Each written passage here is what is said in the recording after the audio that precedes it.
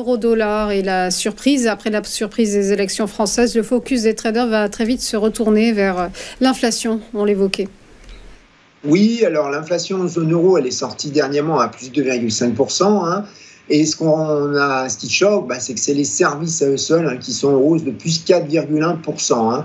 Mais on a Madame Lagarde qui nous a lancé un scoop à Sintra la semaine dernière en précisant qu'il n'était pas nécessaire donc que l'inflation dans les services retourne à plus 2%. Sous-entendu, elle pourrait baisser les taux directeurs bien avant. Alors aux USA, on a le rapport sur l'emploi qui a été publié.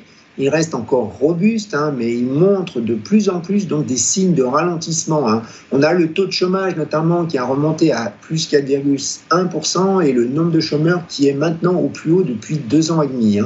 Alors, les surprises économiques, elles montent aux USA alors qu'elles se sont stabilisées en zone euro, c'est ce qu'on voit. Alors attention, comme on l'a dit, Powell qui va parler demain soir et mercredi soir devant le Congrès.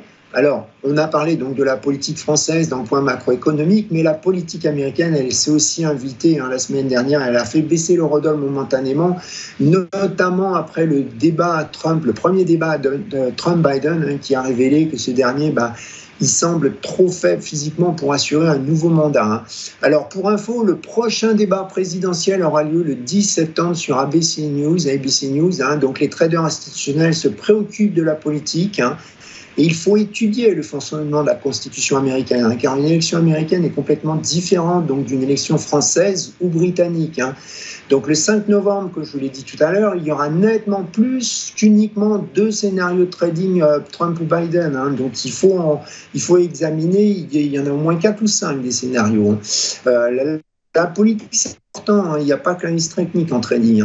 Alors côté analyse technique, justement, l'eurodoll a terminé vendredi en hausse de 127 pips, donc c'est au plus haut de la semaine dernière et il a ouvert à 1,08 en Asie. Alors on voit qu'il a remonté, il a fait donc un gap de seulement 37 pips, donc plus bas que la clôture de vendredi dernier.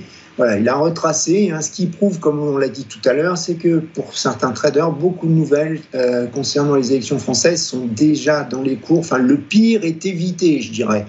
Alors, comme support, qu'est-ce qu'on a ? 1,0710, c'est le plus bas de la semaine dernière.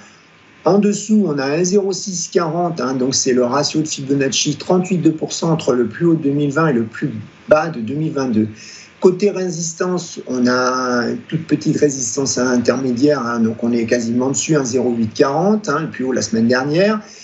On a au-dessus encore 1,0915, donc ça c'est un point qui a servi donc successivement de support, de résistance, donc depuis le 4e trimestre 2023. C'est aussi la ligne de tendance haussière qui a été initiée donc depuis le plus bas de septembre 2022, alors quand l'euro a été passé sous la parité. Alors de mémoire, c'était 0,9537, je crois.